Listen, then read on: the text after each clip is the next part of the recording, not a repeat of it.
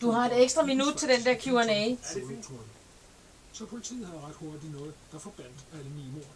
Efter det i 2006 standsede mordserien til synligheden, og den blev ikke opklaret. Hvad vil det sige, vi har så? Året efter i 2007 blev en politibetjent Præcis. Skal jeg lige skrive det ind? Hendes makker blev livsfarligt såret, men overlevede. Hvis du bare tæller mig ned. Politimord forblev uopklaret, og der var meget spor efter gerningsmændene. Ja, Så hvis du bare tæller mig ned, 3, 2, 1.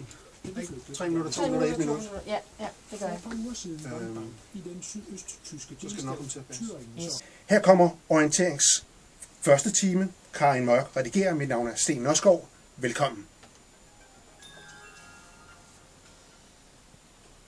Det er en skamplet. Det er beskæmmende for Tyskland, sagde den tyske kansler Angela Merkel som indledning til sin store åbningstale på det konservative parti CDU's kongres i dag.